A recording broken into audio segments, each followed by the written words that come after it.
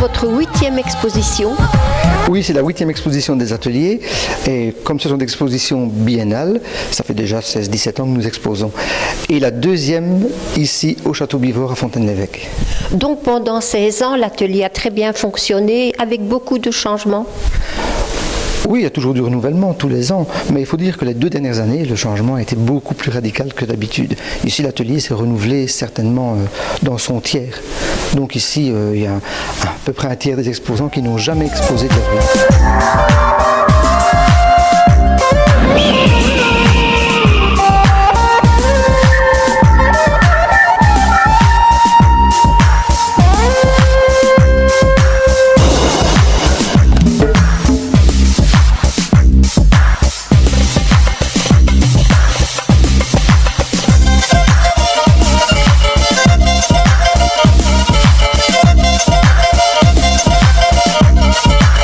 Quelle est la raison, pensez-vous, qui amène de plus en plus d'artistes chez vous ?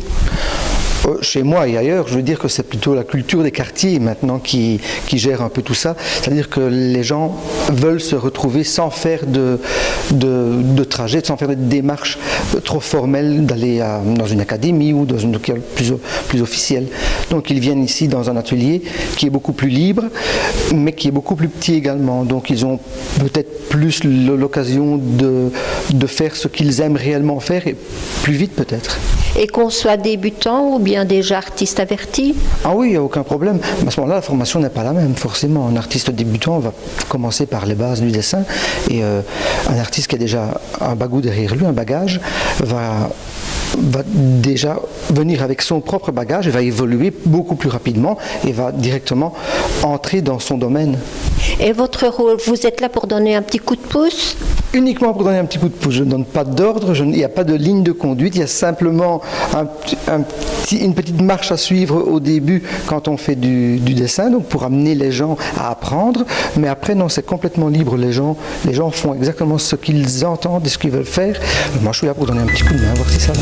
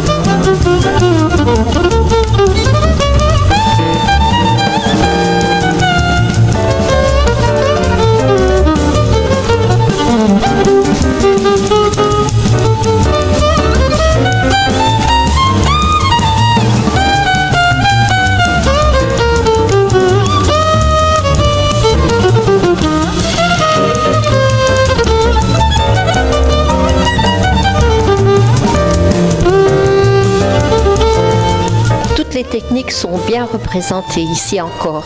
Oui, de l'aquarelle à l'huile. Moins l'aquarelle, car je ne suis pas aquarelliste du tout. Donc les gens qui travaillent de l'aquarelle chez moi travaillent l'aquarelle comme on travaille de la peinture.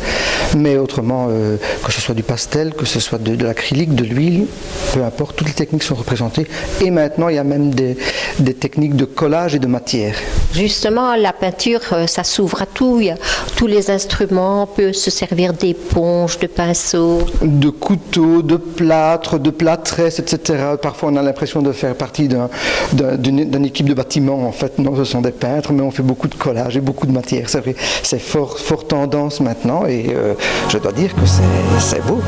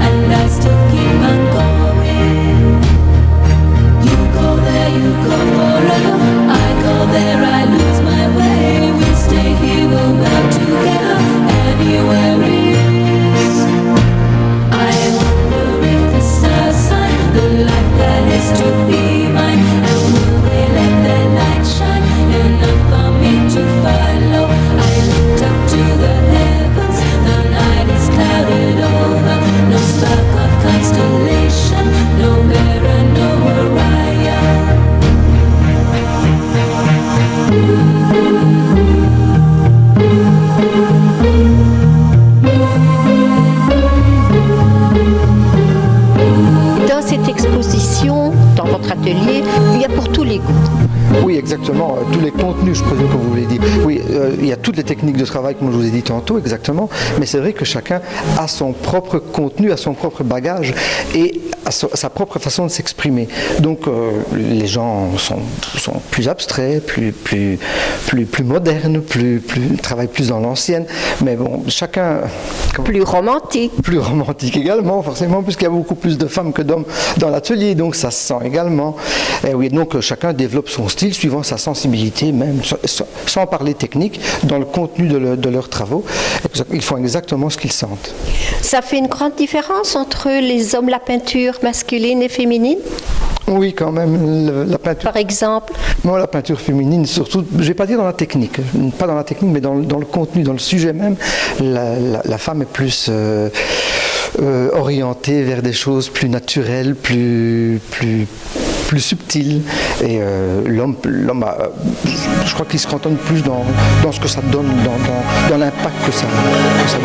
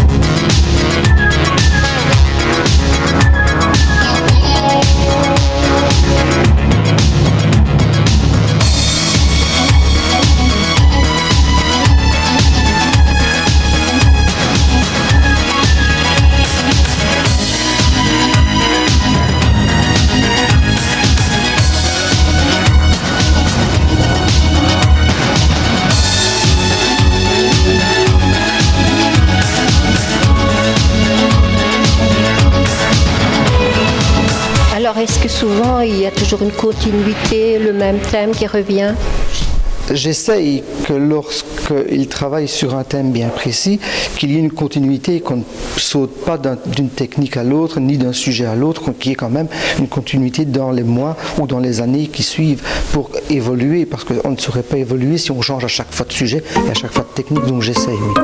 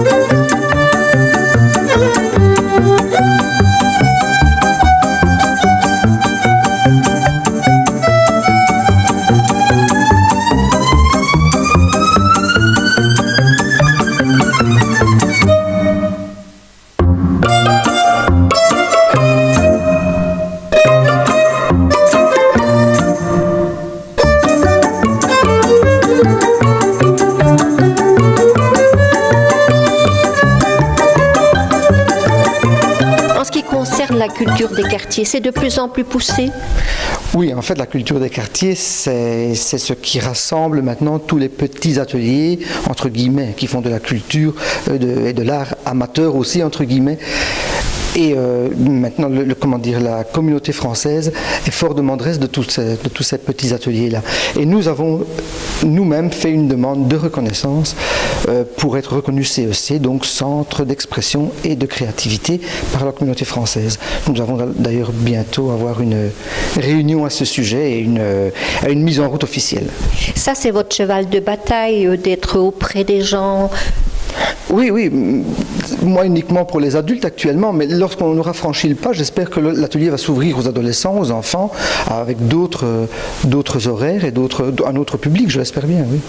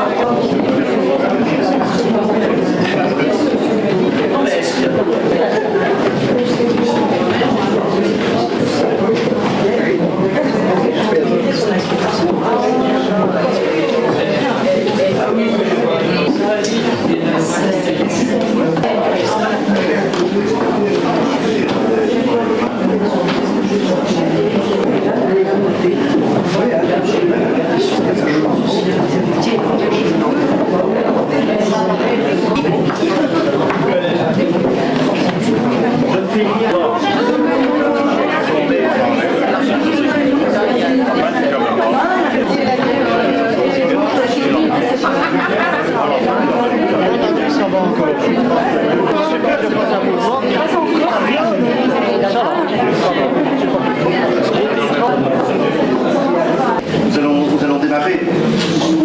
Bon.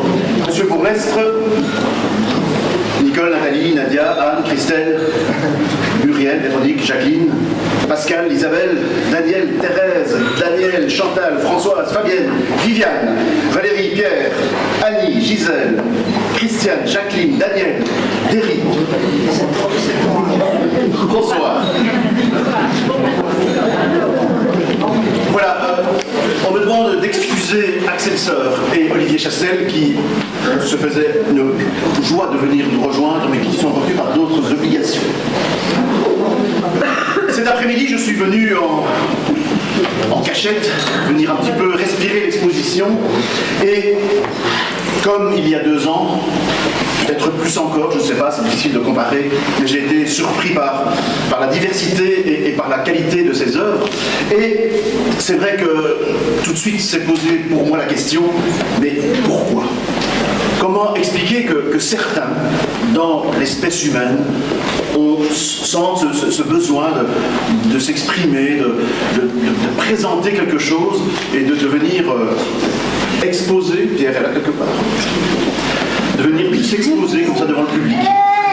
Et très rapidement, et je ne sais pas pourquoi, je vous dirais ça n'a peut-être aucun rapport, mais rentré chez moi, j'ai eu envie de retourner pour voir le texte d'une interview restée célèbre, interview entre 3 chanteurs qui sont devenus des monstres sacrés et dont vous avez certainement entendu parler, Brel, Brassens, Ferré. Une célèbre affiche, puisque un jour, à une radio, on a réussi à les réunir tous les 3 autour d'une table, et ils ont pu parler ainsi de leur métier, de leurs idées, de l'anarchie, des femmes, de la mort, enfin de toute une série de choses, et notamment ils ont parlé de leurs différences. Pourquoi les artistes sont-ils différents? Et ils en sont venus à la notion d'enfant poète. Belle notion, et qu'ils définissent de la manière suivante. À un moment donné, l'un d'entre eux, c'est Brel, dit qu'est-ce qu'on fait quand on se trouve devant un mur? Alors le premier, Brassens, on le reconnaît bien là, dit moi je réfléchis. Le deuxième, Brel, on le reconnaît bien là aussi, il dit moi je le défonce, j'ai envie de prendre une pioche. Le troisième, Ferré, dit moi je le contourne. Et Brel reprend la parole en disant oui, mais il y a un point commun entre nous 3, c'est que tous les mois, instantanément, on a envie d'aller de l'autre côté du mur qui se dresse.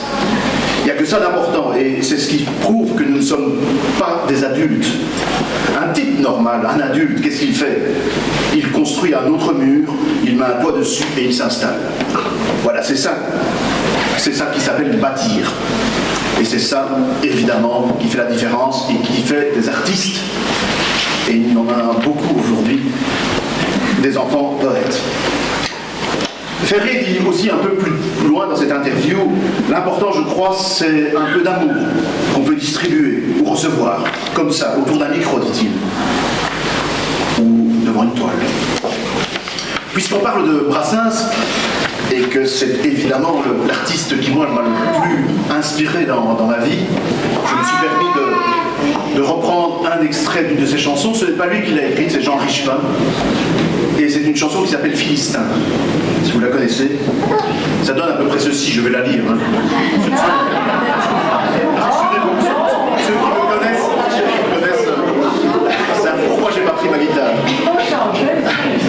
Philistin, épicier, tandis que vous caressez vos femmes, en songeant aux petits que vos grossiers appétits engendrent, vous pensez, ils seront menton rasé, ventre rond, notaire.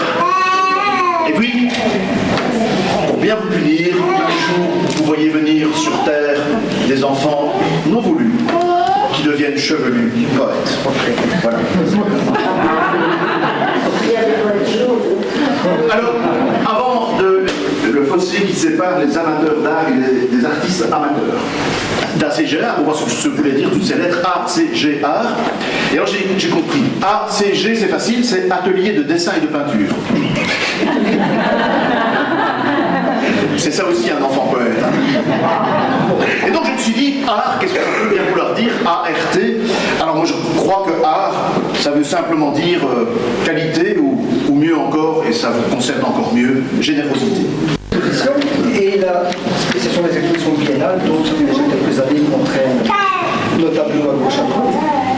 Et c'est la deuxième fois que vous nous recevez ici au Château Bigorre. Et je tiens, en mon nom et au nom des exposants, à vous en remercier, parce que c'est un très très bel endroit, mais pas facile d'accès.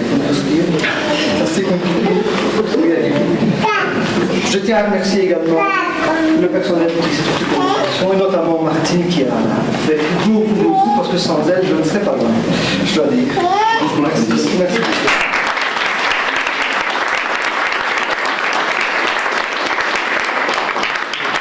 Et je tiens à remercier, parce qu'une exposition sans exposants, c'est pas terrible.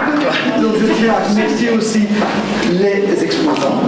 Il y en a qui sont habitués, parce que c'était déjà depuis le début qu'ils sont là.